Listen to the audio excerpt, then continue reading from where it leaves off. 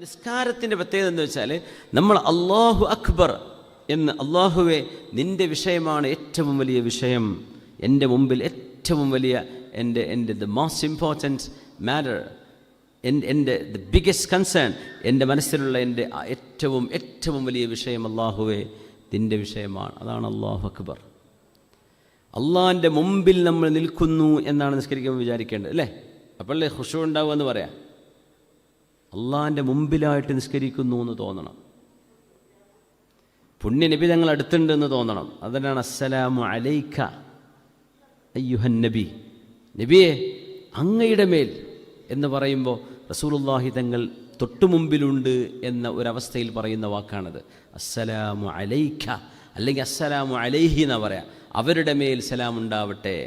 അയ്യുഹ എന്ന് പറഞ്ഞാൽ മുമ്പിൽ, നമ്മൾ ഖുതുബകളിൽ അയ്യുഹന്നാസ്, അല്ലയോ ജനങ്ങളെ, മുമ്പിലുള്ള ആൾക്കാരെ പറ്റി അയ്യുഹ എന്ന് പറയുള്ളൂ. പെണ്ണാണെങ്കിൽ അയ്യത്തുഹ എന്ന് പറയും. അയ്യുഹന്നാസ് എന്ന് പറഞ്ഞാൽ എൻ്റെ മുമ്പിലിരിക്കുന്ന ജനങ്ങളെ എന്നതിനർത്ഥം. അതാണ് മിമ്പർ വന്ന് ഖതീബ് ഉസ്താദ് പറയാ, അയ്യുഹന്നാസ് ഇത്തഖുല്ലാഹ ഹഖ്ക തുഖാതി, എൻ്റെ മുമ്പിലിരിക്കുന്ന ജനങ്ങളെ. മുമ്പിലുള്ള ആൾക്കാരെ വിളിക്കാൻ അയ്യുഹ എന്ന് വിളിക്കുക. മുമ്പിലില്ലാത്തവരാണെങ്കിൽ ഉലായിക്ക എന്നാ പറയാ. അവർ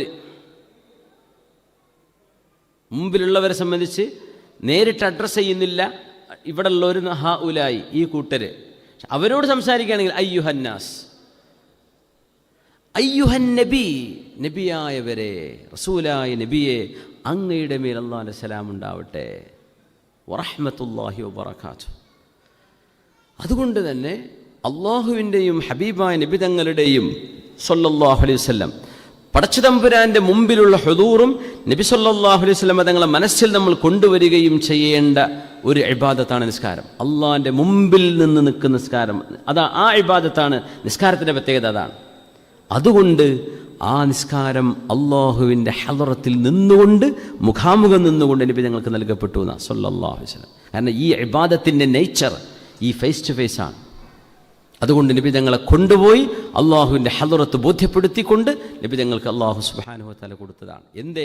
നിസ്കാരത്തിലൂടെ നമ്മൾ നേടിയെടുക്കേണ്ടതും അള്ളാഹുവിൻ്റെ മുമ്പിലാണ് എന്ന ബോധമാണ്. അതില്ലാതെ ഇങ്ങനെ കൈയ്യട്ടി കുത്തിമറിഞ്ഞു പോന്നിട്ട് നമ്മൾക്ക് അതിൻ്റെ കാര്യമായ ഫലം കിട്ടൂല. നിസ്കരിച്ചു എന്ന് വെച്ചാൽ ടിക്കറ്റ് പോകാം, നിസ്കരിച്ചിട്ടുണ്ട്, എന്തേലും ഗുണമുണ്ടോ? ഒന്നും കിട്ടാണ്ടാവില്ല. ആൾ ഡ്യൂട്ടിക്ക് വന്നിട്ടുണ്ട്, പ്രൊമോഷൻ കിട്ടുമോ? ഒരു പണിയെടുക്കാതെ നടക്കണത്, പഞ്ചിങ് കറക്റ്റാ, പിന്നെ പോവില്ല. എന്തുകൊണ്ട് കാര്യം? വേണ്ട, കറക്റ്റ് പഞ്ച് ചെയ്തിട്ട് പിന്നെ ഇറങ്ങിപ്പോരാ, എന്നിട്ട് തിരിച്ച് ചെല്ലുമ്പോൾ രണ്ടാമത് പഞ്ച് ചെയ്ത് പോരാ. അപ്പോൾ അവൻ വന്നു, പോയി. ഇതിൻ്റെ ഇടയ്ക്ക് മുഴുവൻ പണിയെടുത്തു എന്നാണ് ഓൻ്റെ കണക്കിൽ. പക്ഷേ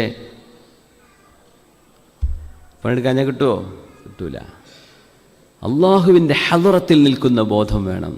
അതുകൊണ്ട് റബ്ബിൻ്റെ മുമ്പിൽ വെച്ച് കൊടുത്ത ഇബാദത്താണ്.